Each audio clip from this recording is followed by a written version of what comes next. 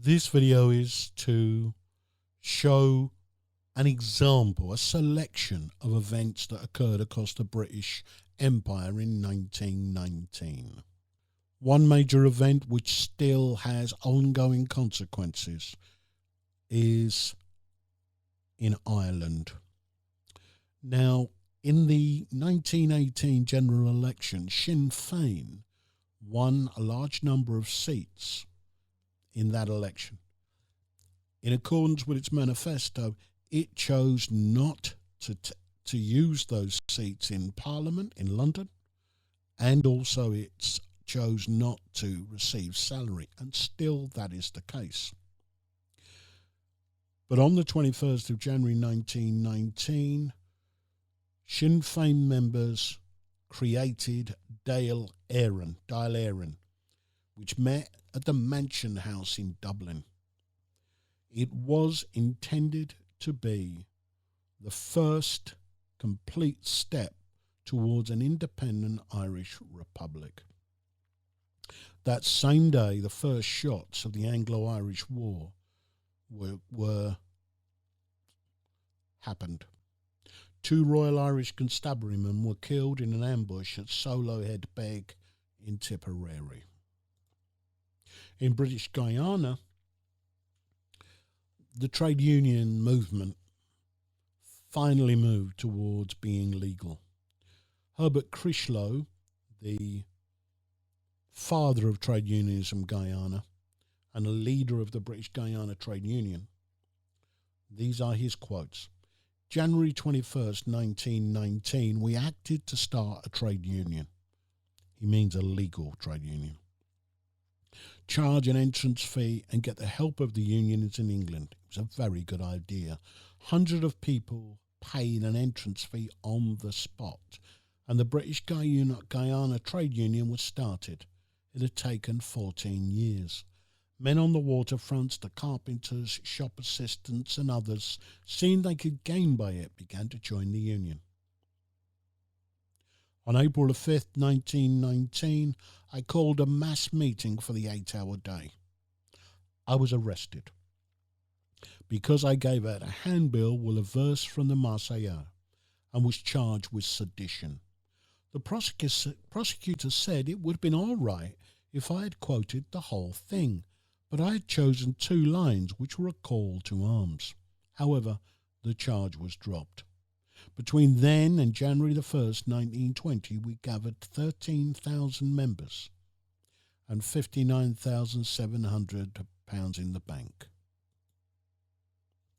In Trinidad, as across the Caribbean, merchants increased their prices immediately war was declared.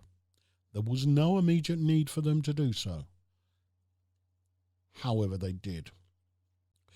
The consequences of this, of course, for the working classes who were already at full stretch, was times got even harder. Even more so because their wages did not rise, even though productivity did rise under demands from government. There were strikes in 1917 by the oil workers, and then in 1919 by rail workers, stevedores, sweepers, sugar and dock workers.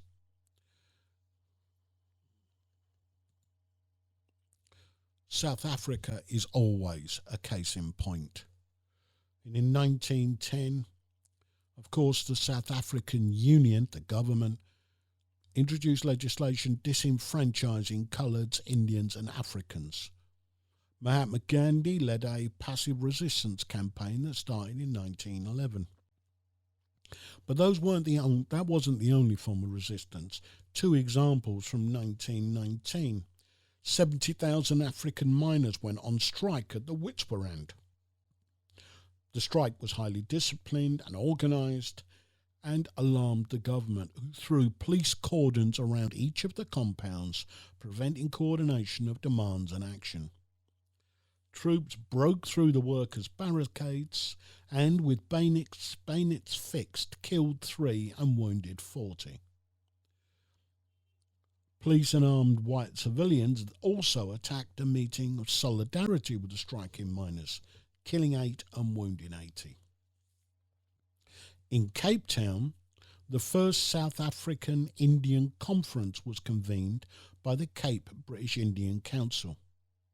That conference resolved to agitate for full civil rights and to resort to civil resistance until those rights were granted. In Egypt, on the 8th of March 1919, the British authorities arrested populist leader Saad Zaghloul, exiling him to Malta. That event triggered the Egyptian Revolution of 1919. In India, one of the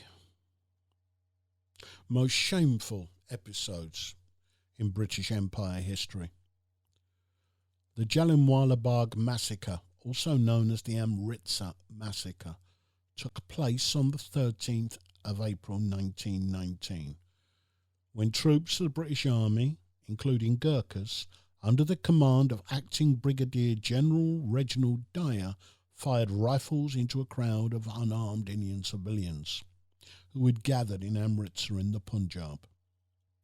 The civilians had assembled for a peaceful protest to condemn the arrest and deportation of 2 national leaders, Satya Pal and Saifuddin Kichlu, but also to honour the Sikh festival of Baisakhi. Over 370 died. In China, and I should explain that China was one of the Allied nations, not one of the big ones, during World War I. It was also present during the Treaty of Versailles. And one of the reasons that the British had been able to persuade China to be involved was that they had promised that all Chinese territories taken by Germany would be returned to China. They reneged on that promise, and in the worst way possible, because they gave those territories to Japan. The May the 4th movement was an anti-imperialistic cultural and political movement which grew out of student protests in Beijing on 4th of May 1919. The students were protesting against the Chinese government's weak response to the Treaty of Versailles, especially them allowing Japan to retain territories in Shandong. The atmosphere and political mood that emerged around 1919 are at the centre of a set of ideas that has shaped Chinese momentous 20th century, according to Rana Mehta, the Oxford University historian. It's also true that shaped thinking in a way that was fundamental to a future communist path.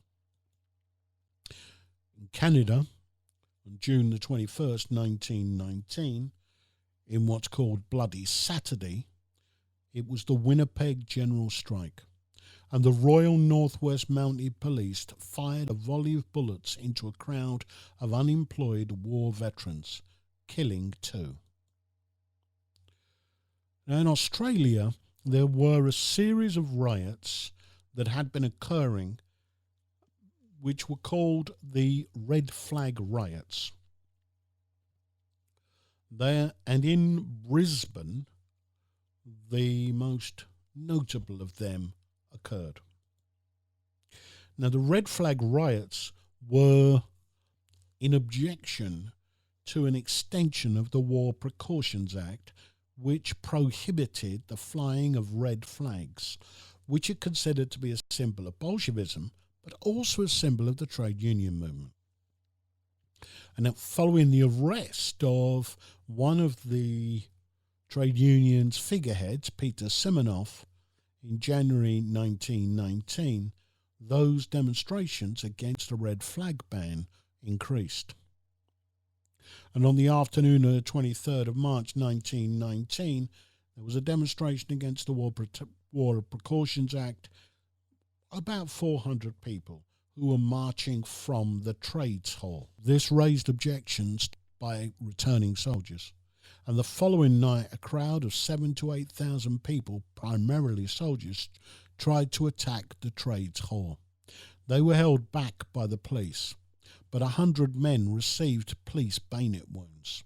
The fighting lasted for 2 hours, and in the end 14 to 19 police officers were injured, 3 police horses were shot, 1 died, and 19 of the injured ex-servicemen had to be evacuated by ambulance.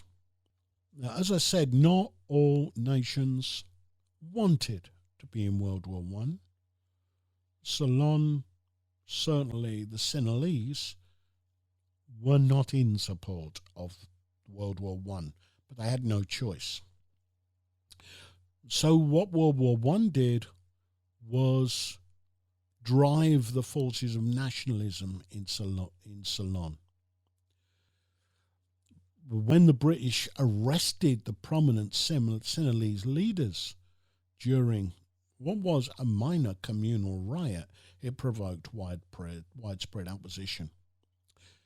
In 1919, leaders of all communities, feeling the need for a common platform from which to voice a nationalist viewpoint, came together to form the Ceylon National Congress, which united Sinhalese and Tamil organisations for the first time. Now, the non-white British Empire was taken into World War I, as I've said, by the British government. Some places objected, and others, like the Caribbean, felt it was their duty to act in support of Britain. However, in order to supply the war effort, their own standard of living dropped dramatically, and legislation was introduced to stop sedition or demonstrations. What we've provided are just a few examples of events across the empire. As we move forward, we will provide a closer in-depth look at individual countries and individual events. My name is Jamie Baker. This is HDA Cardiff, and it's the Racial Riots Project Wales 1919, funded